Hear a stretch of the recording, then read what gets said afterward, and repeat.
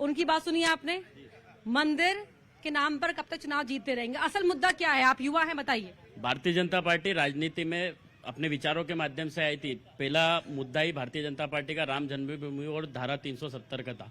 रही बात हमारे पंडित दीनदयाल जी ने एक नारा दिया था एकात्म मानववाद का, अंत्योदय का। अंत्योदय के नारे को सार्थक कर रही है भारतीय जनता पार्टी।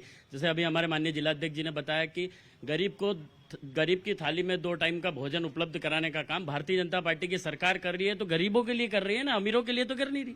गरीब को मिल रहा है वो। ठीक है, ये जो बता रहे हैं, जो 5 किलो अनाज, ये मनमोहन सिंह के समय की योजना है, सुनो आप। और जहां तक ये जो प्रधानमंत्री आवास की बात है, ये भी मनमोहन सिंह के समय और ग्रामीण क्षेत्र में, सुनना आप, ग्रामीण क्षेत्र में इंदिरा आवास योजना था जिसका कि उस समय 40,000 रुपए मिलता था। आज 1.5 लाख हुआ। तो ये तो वो बढ़ता बढ़ते ही है। 1.5 लाख है ग्रामीण में 1.5 लाख है, शहर में 2 लाख है। आप मेरे से मुजरी मत करिए, है ना। और शहरों में ये जवाहरलाल नेहरू आवास योजना के नाम से इसको पंडित हमारे मनमोहन सिंह जी ने इनको लॉन्च करा था। वही योजना ये आगे बढ़ा रहे हैं इन्होंने। ठीक है, थोड़ा लक्ष्य ज्यादा दे दिया है, इसके अलावा कुछ भी नहीं है। जहां तक अभी मेरा यही कहना है, अभी मोदी की गारंटी और भ्रष्टाचार पे बात कर रहे हो तो भ्रष्टाचार मैंने बता ही दिया। सुप्रीम कोर्ट ऑफ इंडिया के चीफ जस्टिस चंद्रचूड़ साहब ने इनको जो नंगा करा है भ्रष्टाचार के मामले में, विश्व में कहीं ऐसा स्कैम नहीं होगा आज तक। ये इनके वित्त मंत्री के पति ने ये बात बोली है। और आप भी सर समझते हो कि किस तरह से भ्रष्टाचार हुआ है कि जिन कंपनी। मैं गारंटी की बात करता हूं। आदरणीय जयसिंह भैया को बताना चाहता हूं कि इनके देश के प्रधानमंत्री थे राजीव गांधी जी। उन्होंने कहा था कि मैं 1 रुपया देता हूं देश में तो 15 पैसे नीचे पहुंचता है। यह प्रामाणिक उनका लोकसभा में रिकॉर्डेड भाषण है। मैं आज बताना चाहता हूं कि मोदी की गारंटी क्या है। डीबीटी के माध्यम से 100% पैसा उन हितग्राही के खाते में पहुंच रहा है। 100% पैसा पहुंचकर देश की जनता को 100% पैसा उपलब्ध हो रहा है। हमने सम्मान निधि देकर उनका मान और सम्मान बढ़ाया। हमने शिक्षा के क्षेत्र में कई एम्स खोल दिए हैं।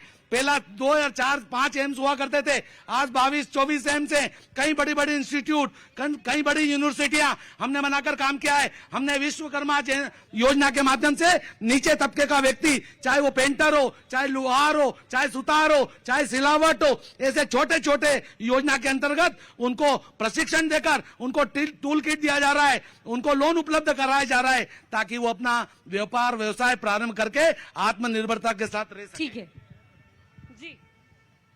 मैं इनसे पूछना चाहती हूँ, जो कोरोना काल में करोड़ों 500 करोड़ जो टाटा बिरला ने दिए थे, अक्षय कुमार ने दिए थे, करोड़ों रुपए जब उस समय इकट्ठे हुए थे तो मोदी जी ने आरटीआई से मुक्त क्यों कर दिया?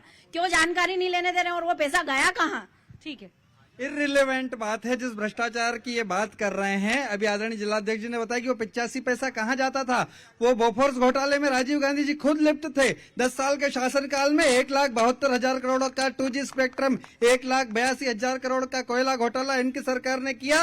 एक भी गरीब कल्याण की योजना इन्होंने नहीं चलाई। ये झूठ बोल रहे हैं कि मोदी जी की योजनाओं को अपने नाम से कर रहे हैं। मोदी जी ने केवल गरीबों के बारे में सोचा और देश आगे बढ़ा है। ये सब झूठ है और ये सारे इनके आरोप झूठ है। ठीक है। देखिए, अभी ये बच्चे हैं, ठीक है।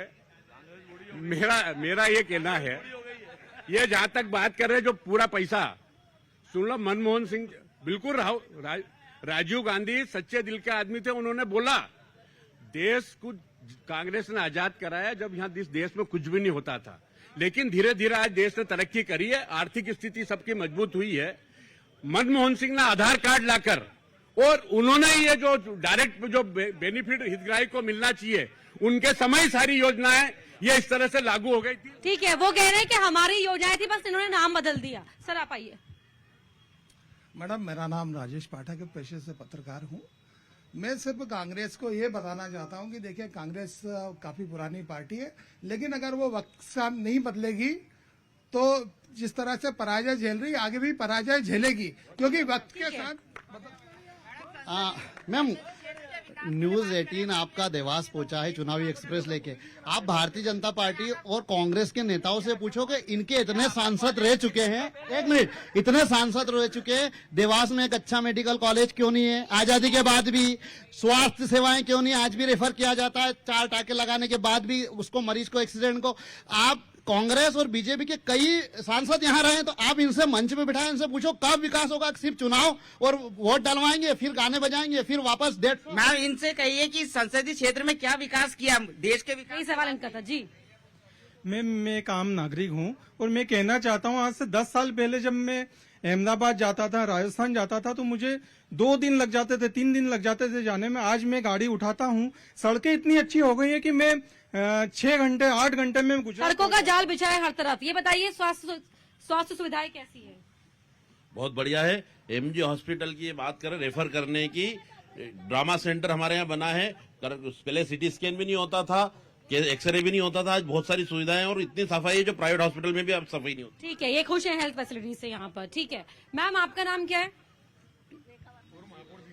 मेरा नाम रेखा वर्मा है, पूर्व महापौर रहे हूँ मैं।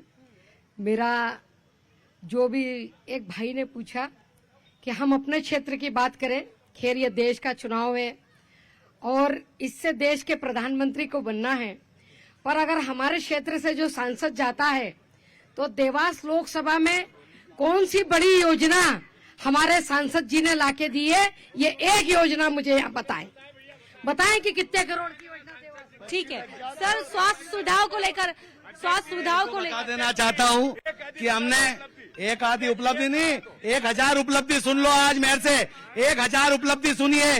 सारे रेलवे स्टेशनों का उपनयन किया। आज रेलवे स्टेशन ऐसे बन रहे हैं जैसे एयरपोर्ट हो। ऐसे शानदार, सुव्यवस्थित, सुसज्जित रेलवे स्टेशन का निर्माण किया जा रहा है। वंदे भारत ट्रेन के माध्यम से शानदार ट्रेनें बनाई जा रही हैं। विकास के नए आयाम स्थापित किए जा रहे हैं। देवास शाजापुर संसदीय क्षेत्र में 25,000 करोड़ के विकास कार्य देवास संसदीय क्षेत्र में। क्या मैडम जयसिंह दादा और रेखा दीदी दोनों महापौर रहे, 10 साल में क्या विकास करा इनसे पूछ लो। ठीक है, बताइए। ये जहां तक मेरी बात है, मैं बता देना चाहता हूं, देवास में ये देवास का जो जल समस्या है ये जयसिंह ने निपटाई। देवास में कई ऐसे विकास काम है। हमने राजा नल तालाब की योजना हम लाए, पानी के लिए रोपवे हमने लगाए। ऐसे अभी बहुत सारा, वो लिखता, बात में भेस में नहीं जाना चाहता हूं, ये तो है ना। अरे मेरे टाइम पे मैंने करवाया था, उसको लगा बाद में। ठीक है सुनो, मेरा ये कहना है, अभी सांसद जी की बात चल रही है।